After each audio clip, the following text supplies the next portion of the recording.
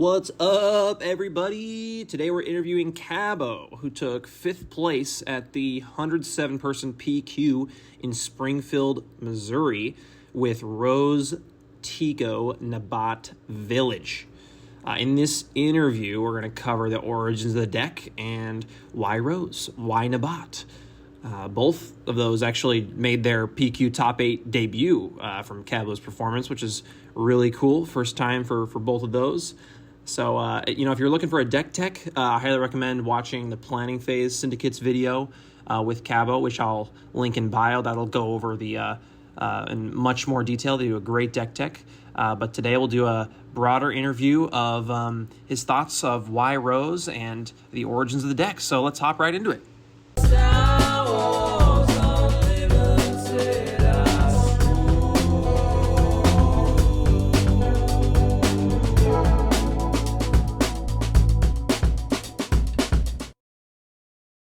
Alrighty, so I guess we can start from the beginning here. What was the first time you tried Rose Nabat from the thread we started on KTOD, or had you been testing it before? What was the thought process That there? was no, that like whenever you posted the thread before I was ever on it, and I saw your post on it, and I'm like, oh, that looks fun, and my friend has the Rose Showcase. I'll trade him for it, and then I'll try it out. Yep. That was where that came from. Yeah, I remember it's gone through a lot of iterations. I think. Oh yeah. Yeah, you'd mentioned on the Planning Phase Syndicate podcast, which, by the way, for anyone listening, Planning Phase Syndicate, they did a great deck breakdown. So I don't want to ask you to, I don't want to overlap too much because you guys did a great breakdown of what the deck does. But today I kind of just wanted to ask more, get a bigger overview of, I guess, just your perspective on playing more off-meta leaders or leaders that don't get as much attention, or in this case, a character that a lot of people in the Star Wars fan base hate, and if that comes into play at all. But yeah, no, I Yeah. just, yeah, go ahead. So I was gonna say, I don't know so much about like the about what the characters that the fan base hates. Like, there's very few of those. I don't know. Maybe if we work Holdo next, we could make something with that. But um, as far as playing like off meta stuff or stuff that no one else is trying, when we started with Rose, like it was rough. You're never gonna start with Yeah, something brand new and it go great the first time. right. Um, and we saw early on the idea we were going for, which was like whatever game plan we go with, we're just gonna support that with the healing of the ships. Hmm. So I think we tried like some long game strategies. We didn't like that as much as like aggro strategies. So then we just started going aggro. But we basically just figured out the main idea of the deck Hmm. and then figured out the supporting ideas. And I've been using that a lot since the tournament, kind of describing and what we did. But figuring out the main idea that you want the deck to work with, if it's going to be an aggro deck, a control deck, that Yeah. kind of style that it would fall into, Hmm. and then figuring out how you are supporting that. Yeah. Because certain decks will work 100% by themselves. Like Sabine, it's pretty much It's only well oiled. aggro. Yeah. There's very little other ideas that are backing it up. But even if you look at like the Poe unit in Sabine, that one doesn't always help with aggro. It actually helps with removal of enemy units, and it can act as discard, it can Yeah. act as upgrade removal. Can act So as even aggro too. I mean, it Sabine, can go 8 to it, base it if it can act as wants to. aggro, yeah. But I know what you So mean. It's toolbox. even like Sabine has a toolbox that helps the Hmm. deck run. Totally. So figuring out what your main idea is, then figuring out your toolbox for the deck. Yeah. Um, and I think like we had that figured out with Rose for a while that it was like, all right, we're playing aggro, and the thing that's letting us focus on aggro is the fact that Rose can heal the ships. Hmm. And I think there exists that idea scheme that can be applied to other leaders as well. Um, After the tournament, someone messaged me about a Poe Nabat list. And Yes. after looking at it for a bit, I'm like, okay, so what's the game plan? Is it aggro? And then if so, what are your supporting ideas? Yeah. Like, obviously, you can have Poe jump around to do some stuff, but Yeah. how are you playing against certain things that are shortfalls for the deck?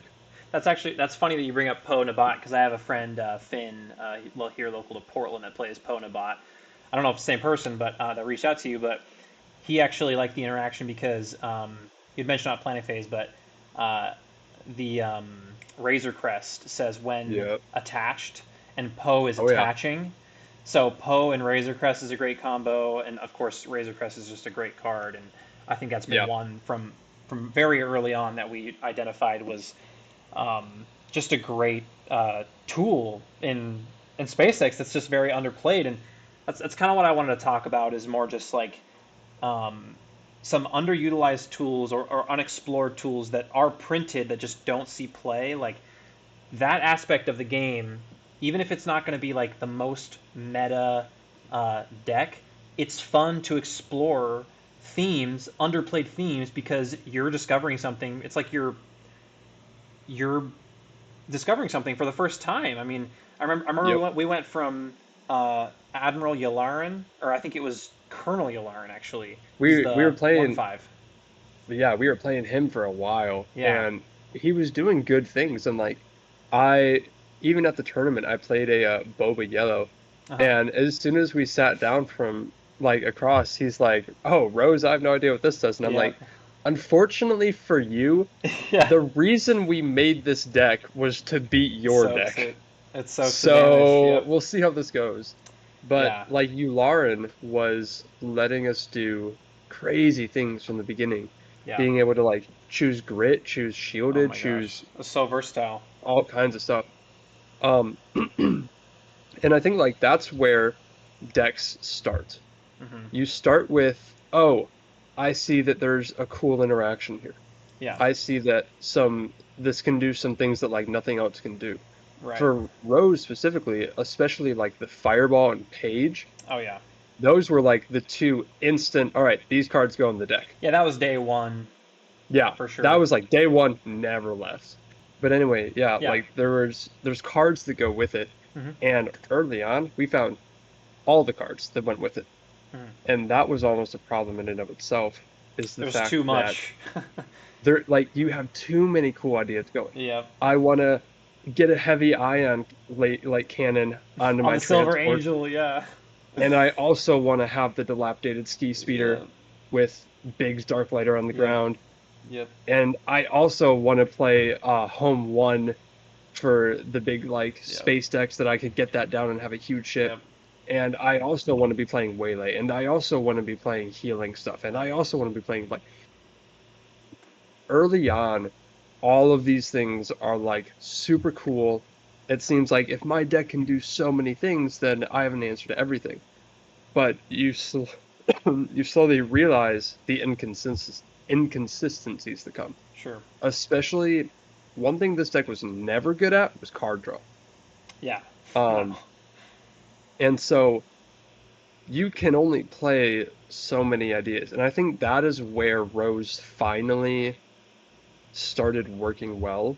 Hmm. Was I started taking out ideas, stopped like pretty early on. We started taking stuff out. We're like, all right, heavy ion cannon. No. It's cool. It has some good plays, but it doesn't do enough for aggro, and it's another upgrade. It's easy enough to get blown out. Well, And so, even things like Yularen or yeah. the Lando, because I know we were running Lando for quite Oh some yeah. time. We were Lando pioneers, if you will, because it never seen play anywhere else really. And I was Yep. so high on that, and then we realized, I think this is more of a space deck. I mean, it was a cool idea to say like, hey guys, space isn't the only place you can put pilots. We got the X-23, we got the ATRTs. There was all those cards where we're like, we just weren't Yep. sure what the final form of the deck was going to be. But that's kind of the idea that was so fun is that in exploring that, we found something that worked, and you were mainly the pioneer and found something that took you fifth place in a in a PQ, in a large PQ, but only after having so much fun with like, okay, we're gonna do a pilot deck that's both space and ground and can heal and can do Yep. redemption shenanigans and can do this redemption Yularian grit thing where the redemption has 10 plus power, something crazy like, I feel like it was 17 power at that point. yeah, Wow. like there was so many fun ideas that like that's the fun of the game for me. It's not Yeah. like let's just immediately zero in on actually Rose, I'm never gonna look at it because Kaz is just strictly better in this color combination. It's about hmm it's about the fun of the game. And I honestly don't like these were like things that I mentioned on some of the other stuff that I talked about with it, but like I I was fully aware that like I'm building rows and I look at the deck and like 80% of the deck is yellow. I'm like, Yep. I'm obviously Yep. forcing rows into a Yeah. yellow deck. Uh-huh. It sounds like it'd be better if you just built it with a yellow leader. Yep. But there were certain, beyond just the cards in the deck, Mm-hmm. it was the play style of the deck itself Mm-hmm. that I honestly felt would not work without rows. And Totally. it's that I can attack units when I need to, but also still focus base and just always Mm-hmm. have a little bit of assurance that unless they're playing full on removal, the ball is in my court in being able Totally. to heal units and keep them alive. Yep. Yeah. And And so go ahead. I never thought that like I never thought for sure that Kaz would play this better, that the pilot would play it better, that Lando would play it better. Like I was pretty sure like I think this is the best way to run these cards. And I Mm-hmm. think within these cards there's something special. Absolutely, and especially with Nabat, I think we talked earlier about inconsistency. That was something that, like, I remember us both kind of going back and forth. Like, we had so many ideas, and we're like, well, it's okay that we have all these ideas and that we have like we can fit all of this in because we have Nabat to like help us with Yeah, that consistency. But then after you get to play testing, you realize it still has to be a consistent deck. Nabat just helps you line up those specific combo pieces hmm and it doesn't mean that you can play these crazy dream combos, but still, I mean, I don't think I've never seen any deck run something like the R2 Razor Crest combo, which is extremely potent. On the Planning Phase yeah, Syndicate podcast, you guys talked about, that not only is it basically removing their thing, but you're landing a 4/6, which is the premium stat line, especially in yep, space. And then on top of that, you've got next turn Rose flipping, which is unique to any other space deck because most of these space decks you're flipping your pilot leader onto a ship, so you yep, got both arenas, and that's kind of unique especially with the 4/6 stat line with great on attack. I think for it really sure. sets it Yep. apart from other space decks. Yeah. And I honestly feel like Rose is one of the things that makes the deck in that aspect is all of a sudden they have to worry about two arenas. And Exactly. if they focus on one, the other one's gonna just go rampant. And I liked when we had the deck a little more split between ground and space. And I've thought Hmm. about trying to get it more back to that kind of equality, maybe bringing in like Jocasta Nu, having another Yeah. unit on the ground that also does something in space. Yeah. But I mean, honestly, the space deck is what went and did it. Hmm. And it's hard to say like this did well. Now I'm going to go leave that and go back to whatever we were doing before. But I think as well, definitely with Nabat Village, that's something that everyone's kind of talking about like, oh, a Rose deck made a top 8 at a PQ. But I don't know if anyone has really connected the dots. That is the first time Nabat Village has been in the top 8 Hmm. at a PQ either. Yeah.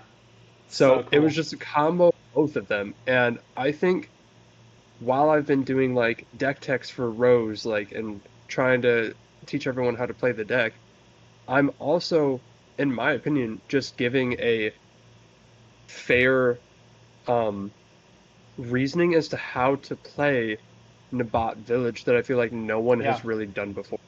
Everyone's been like, okay, the only reason you would play Nabat is if you're playing combos. which I do play a combo in the deck. I play Razor Crest R2.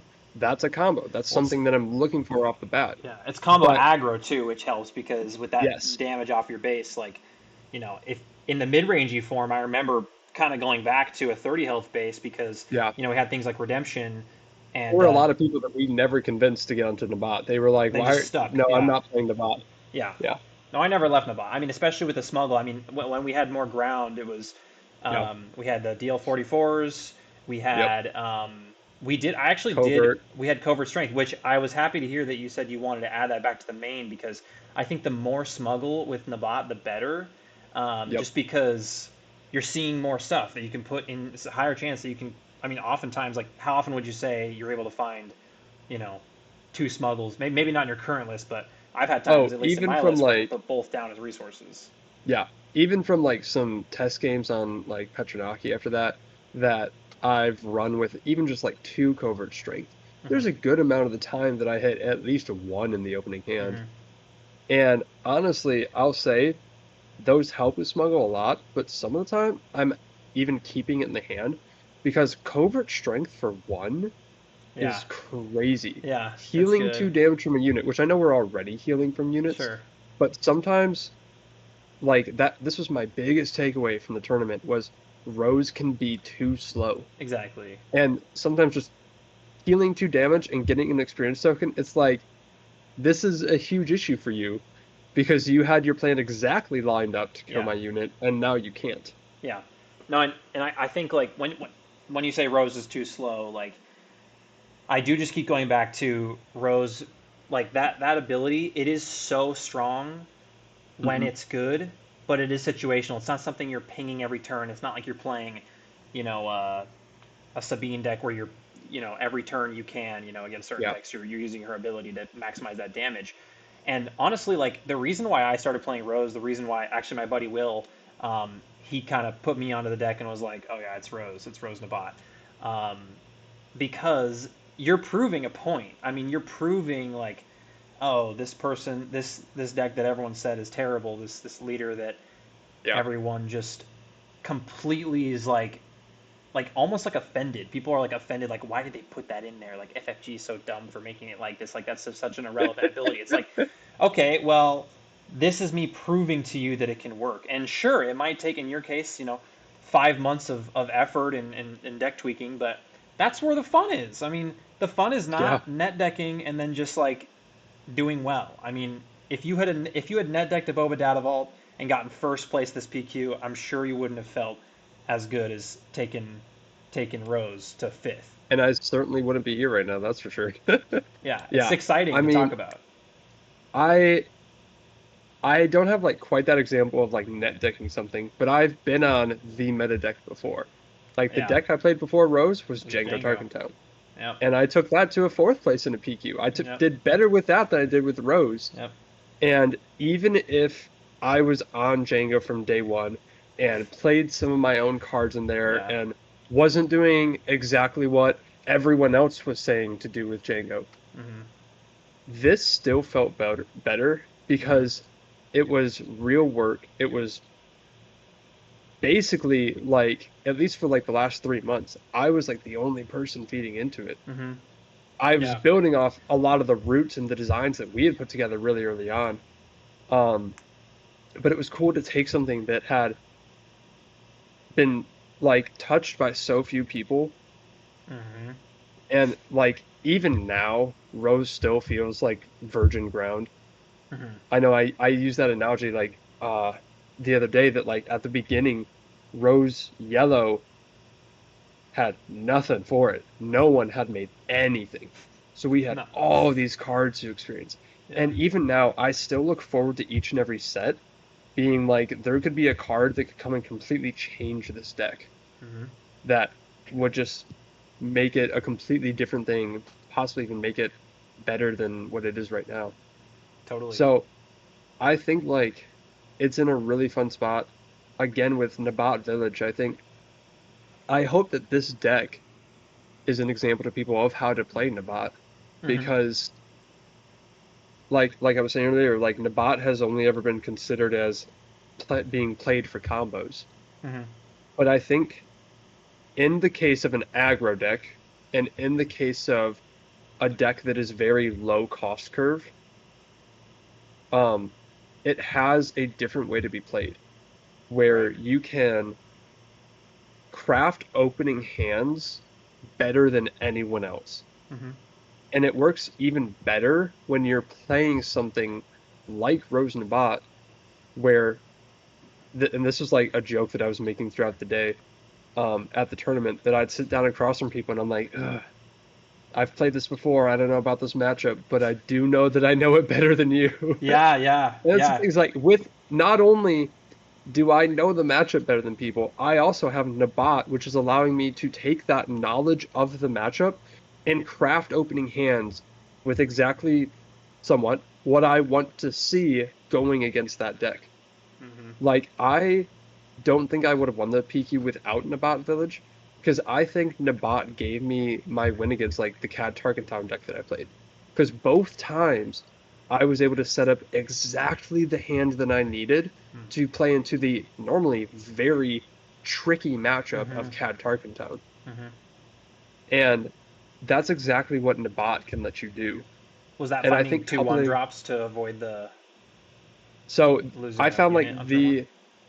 the opening hand, I had the initiative both times in CAD because that was what the CAD player was trying to do. Mm-hmm. He won it the first time, and then because he lost, he gave it to me the second time too. Um, the opening hand that I found that worked like crazy was Jam Comms Yeah. Yeah. into Cartel Turncoat, and Mm-hmm. then the very next play, because at that point I've played two, they played like one, Yeah. and neither time did he have a Bears, which maybe, or not Bears, Bazine. Bazine. Yeah. Neither time did he have that, which maybe that would have changed it a little bit. But both times I grabbed events. I Yeah. grabbed a That, Relentless Pursuit the first game, that's so good. and I might have grabbed like a McClunky the second Yeah. game. So two very Yeah. impactful events. Well, like you And said, and sorry, not to cut you off, but I think yeah, something that you mentioned is I this like going 1-1 on turn one. I think Wu he recently did a video on just like turn one being very important. And I mean, I've yeah, felt this pressure too because opening is everything. That's why these Tarkentown decks are doing so good right now. Um, hmm and that's kind of why I shifted to this new Akbar that's doing, one drop, one drop. The Han Tarkentown, the Han 4 Tarkentowns doing one drop, one drop. We saw yep. Cad Bane doing one drop, one drop. And And we're with, seeing decks like that work. yep, and Nabat fits right into that because you need to find those one drops. I mean, there's only so many one drop, especially space units in the game that Yeah, you can play. So being able to do jam, that puts them in kind of like, okay, do I play a unit? Do I pass again? If I pass again, they could just claim and they've got value on turn one. I didn't. Um, so I think that's expertly played there against yeah. Cad Bane. So well done. Yeah. And the other thing that made that work so well was even the next turn when they would have the initiative, play their underworld unit, and ping the Cartel Turncoat, and it's seconds away from death if I Hmm. don't save it. Having the Han Solo pilot to instantly attack Oh base, yeah. get it out of Put it out range of of range. Tarkin Yeah. Town, Yep. and both times he was just like, Yeah. yeah, uh, there was nothing past that he could do because I had the early lead, I had my unit still alive, Hmm. and from there it was just play out a couple more units. The CAD ping is now useless because I'm just going to Hmm. put it on this unit and keep healing it off. Yeah, especially with Han, you're getting that Yeah, attack, putting it out of range, and now you have the if it attacked this phase condition. So yep. that's awesome. And then, like, for future turns, I have this big 6 health unit that Hmm. whenever he tries to CAD ping, I'm just going to dump it on that. It's out of range of your Tarkin Yep. Town, and I'm just going to keep healing it with Rose. I don't think either game he got a Tarkin Town off Yeah. Wow. That's because huge. I was just able to navigate the opening and then was Yeah. set up for the rest of the game. And I've experimented a little bit with it with bringing covert strength back in. Hmm. I think there's even more possibility with that Hmm. because some other decks that are out there right now, like with the Migs Mayfield like discard Kylo decks, Hmm. um, if you turn one play like a Carto Turncoat and maybe even like throw a pass in there and wait for them to discard, use Mig's trigger, and then you play Covert Strength, Yeah. that's Good luck. kind of a crazy play. Yeah. I mean, Or Trace, honestly, because Trace has something similar. Trace as well. Trace, She can't at get the least with immediate healing, Mig, but with Mig's Mayfield, it wouldn't add enough health mm-hmm. so they could still target town. Mm-hmm. But Trace is another one that I think will kind of be a meta shifter. Okay, not a meta shifter, but in our deck, it'll make some differences. Yeah. Because with all of the one pings like Cad and Mm-hmm. Quinlan, putting Trace on one of these 3 health 1 drops brings it up to 5, Mm-hmm. and that's out of range of Target Town. Even if they choose to Target Town, the very next turn, you can just attack with the unit, heal And it it with doesn't matter, Trace yeah. right away, and unless they have like an open fire, you're gonna then also heal it with Rose, and it's gonna be right back up to full health. Yeah. Well, and not a lot of Quinlans are playing 1-drops either, so Yeah. I mean, Cat has neither time. He's just to play an Underworld unit, but with Yep. Quinlan, it's like, good luck getting through that. I mean, you better stick a Falcon immediately. Yeah. But then again, you got the Han pilot to just get that attack. Then again, if you play the Falcon, I can play around it. Yep. Like, you have to have more space because wherever you're dumping damage has to be enough to kill something right then and there. Yeah. I don't think I've ever seen like a deck before that's actually just made Tarkton Town irrelevant. Short of like Hard maybe control. maybe like hard control where you're not playing units or playing some 1-drops and they Tarkton Town a 1/3 ground unit. Like, oh boo-hoo, I lost my unit. Yeah. Maybe like those are kind of making Target Town less useful, but this one straight up could avoid it from the get-go, or make it where if you dump damage but don't kill it, I can heal that back off and just make that play completely worthless. Yeah. No, that's awesome. I mean, that's kind of what I've been seeing with the new Akbar that debuted out of São Paulo, because it's also running 1-drops, and Yep. it's just Tarkin Town is just like, are they really going to Tarkin Town a 1-drop or like a token unit, Yeah. or a sanctioner shuttle? Like it's tricky. It's tricky to play around for sure, especially when you can dirtle actions and they're forced to go like, okay, I guess I'll play my unit, and then then you play, so it's easy to kind of play around Quinlan in that way. But And I will say, as far as like the deck building, off meta stuff, that's you can always do that. Taking it to tournaments is a different ballgame. totally. But I think one of the most encouraging things I have for that is the fact that I fought a Rex droid manufacturer in my 5-1 round in the final round of Swiss. Yeah. We were in the 5th and 6th place in the tournament. And here's 2 off-meta decks, both things that someone just said, that looks cool, I'm going to try it. Yep. And every PQ winner got a little bit lucky. Oh, 100%. Every PQ top 8 player, especially these large PQs, in order to do well, you got to get a little bit lucky.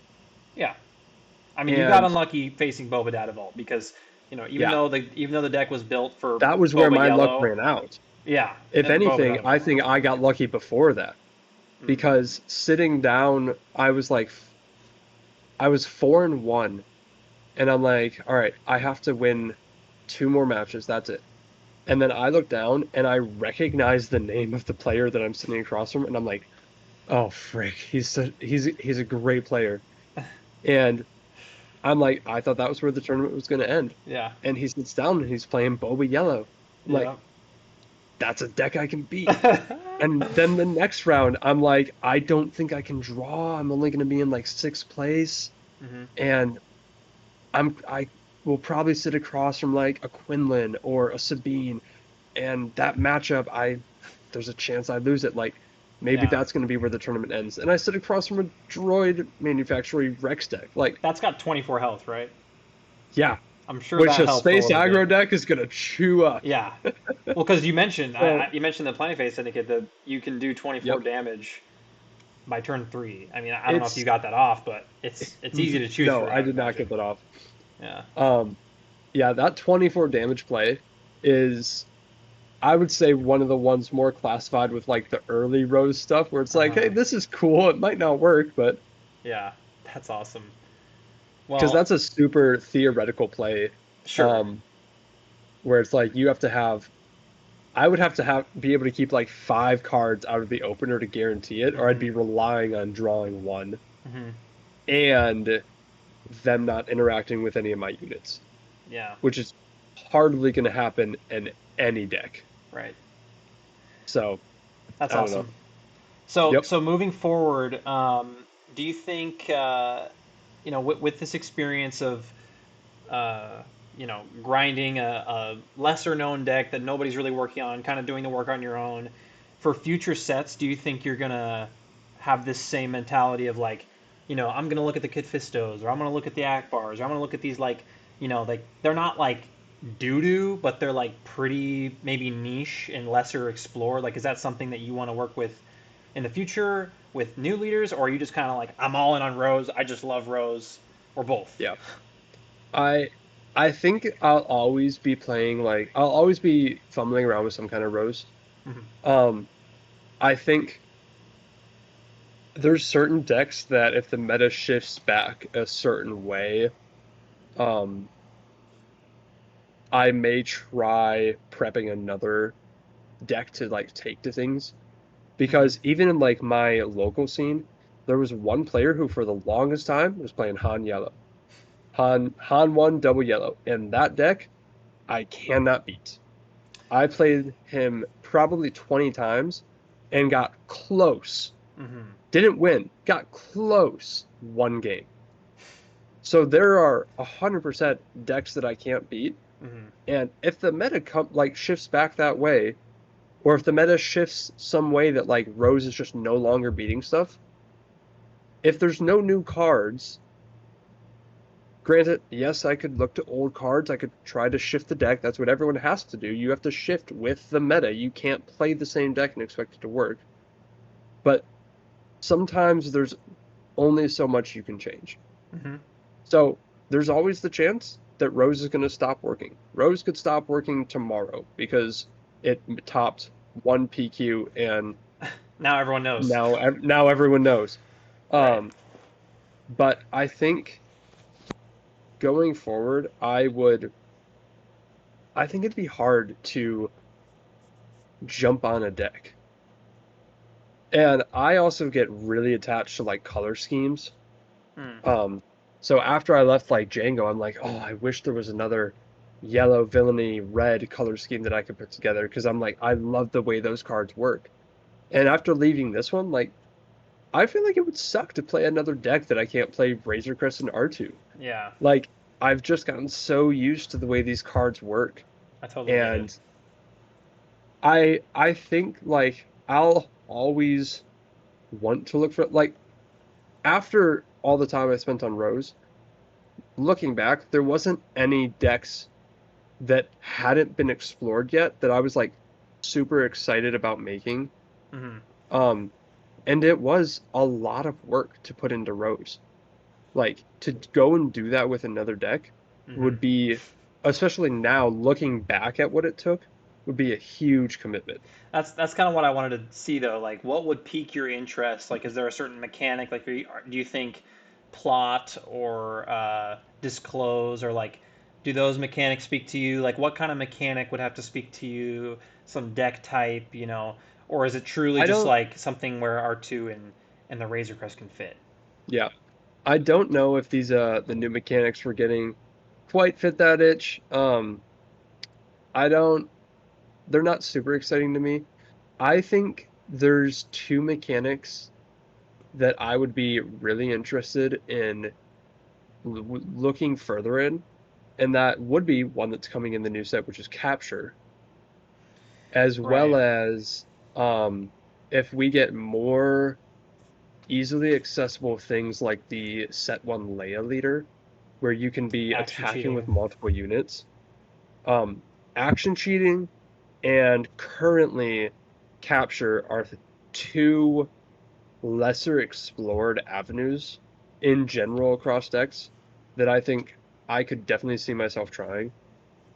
Um, all of the like we've already seen some new capture cards even in like the spotlight stuff that we saw today, Hmm. and I think there's definitely going to be some stuff that pops up there that's going to surprise the meta.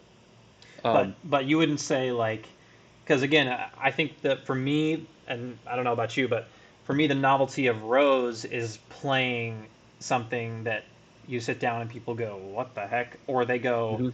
"Oh, this is an auto win." Like, did you have that in your tournament where people sat down to you and you could just tell they were like, they get a smile on their face, their countenance changes, and they're just kind of like excited to play because they think they're just gonna like steamroll you.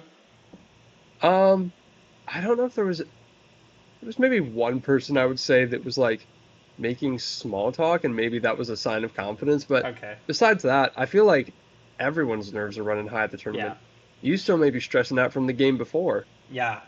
Um, so there wasn't anyone who was like kind of sat down and was like, "You're playing Rose?" Like no one was mean Yeah. about it. Everyone was really surprised, and Yeah. especially after I'm like 4-1, people are like shocked that it's there and doing so well. Yeah. I think the biggest thing was like players being surprised afterwards. They're like, I can't believe I just lost to Yeah. Rose Nabat. I mean, They I were guess if I happy was for going to you. lose to anything, Yeah. yeah. I mean, that's one of the things that I've seen from this PQ and the one I went to previously with Yeah. Rose, where people were just like, honestly, if I lose to anything, I'd rather lose to a Rose. That's so Like, cool. it'd be cool to see that get deck go and do something Yeah. cool, go and finish well. Yeah. No, So I love that. it's cool to see the community rally behind creativity. 100%. Um, Oh yeah. and that's one of the parts I love about running Mhm. those fun decks, kind of like you said, is surprising people and seeing their reactions. Yeah. Um, I don't think that always has to be with an off-meta leader. Sure.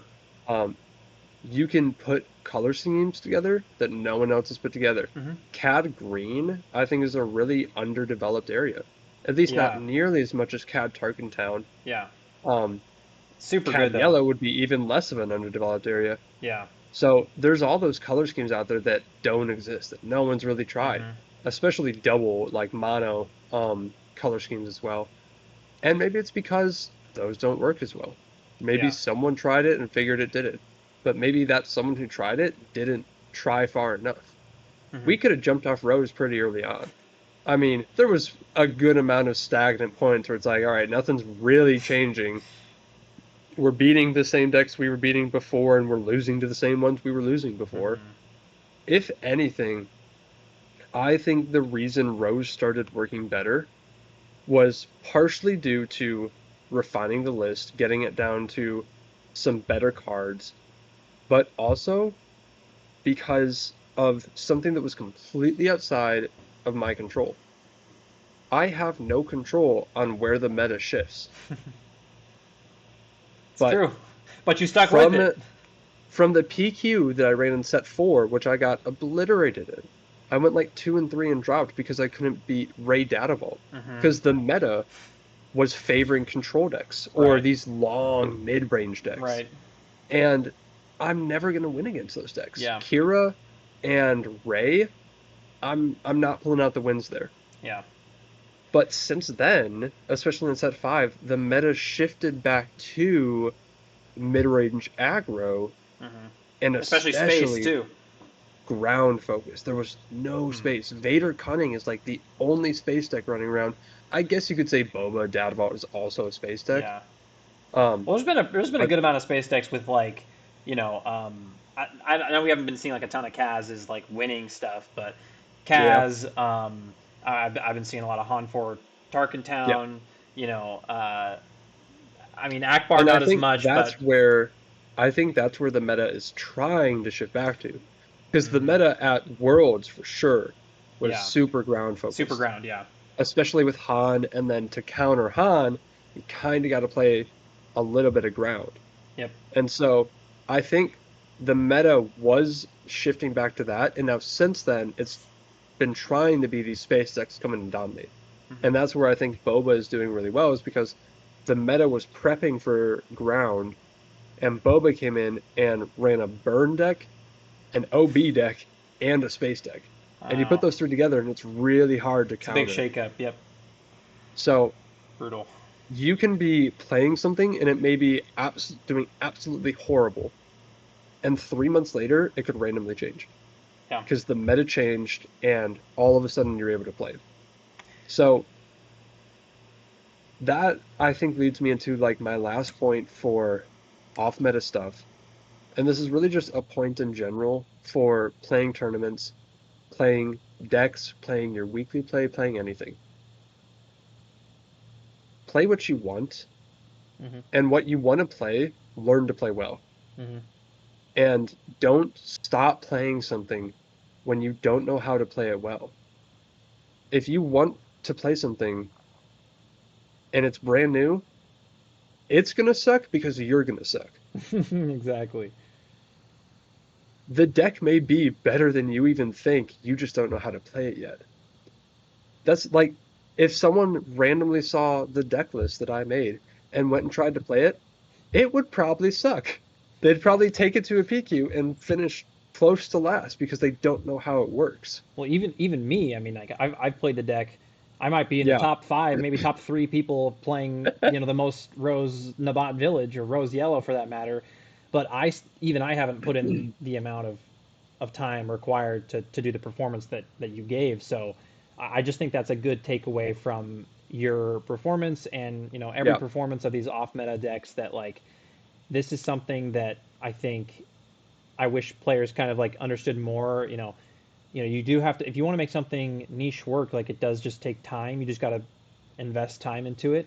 It may not win it all, but like that journey is so much more fun. Like right now I'm trying to brew this Asajj yellow, Asajj blue always 2 deck because she's the 4 Oh, yep. deploy. This So is and stuff. it's spicy. Like it catches people off guard. They're not expecting Revan's lightsabers plus I forget the 2 cost, deal 2, give 2 experience. Power or no, it's like a I Power forget. or not Power the Brain.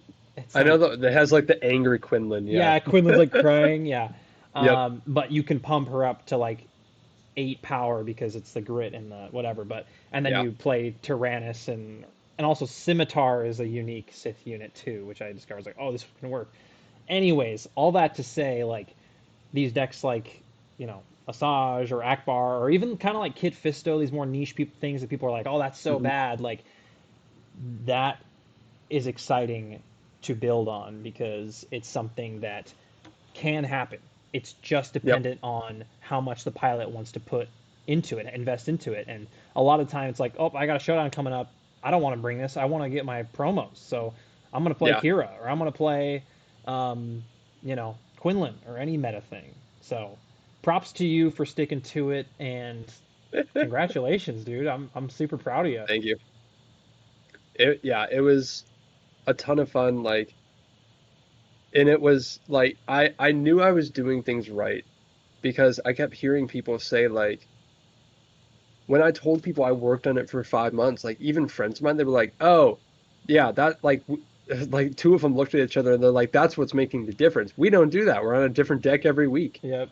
And it's like if you put in the time, because that's what people don't see when they look at Swoop Competitive Hub. That's what people don't see when they look at the tournament Yeah. results. Is the second factor of the game. Yeah. You can bring a deck, but you also have to bring yourself. And sometimes yourself can be the bigger tool than the deck. Yeah. So don't give up on a deck that you like, and don't give up on yourself for not being able to play it just yet. Even during the tournament, I sat through a match and I made 2 major misplays. My only loss in Swiss, which was to Hantu Blue Force deck. After that round, I'm like, oh, man, I'm not good enough for Rose. Oh man. Because I'm like, the deck had it, I didn't. And so You're not try worthy. off meta stuff. Yeah. Off meta stuff is so fun. It's a breath of fresh wind, and it creates new areas for the community to connect and for the community to be excited over. Yeah. And if we stop finding new things, the game's going to stagnate out, and we're going to be like every other Star Wars game, every other dead card game in existence. Keep finding fun stuff. Yep. I think that's a great way to wrap it up. So, yeah, play the spice, guys. Bring the spice. Let's see it. Just because you see Trace Martez in the deck list doesn't mean it's a bad deck, okay? That's funny. All Yep. right. Well, hey, thanks so much for joining us today, and hope to see some more Rose gameplay soon, and some more unique deck builds soon. Maybe in another 5 months, we'll see Mon Mothma Gotta put the double work in green or again. something. Yeah, I got to put in the work, right? Yeah. Yep, Love it. for Cool, sure. man. All right. Well, thanks, Cabo.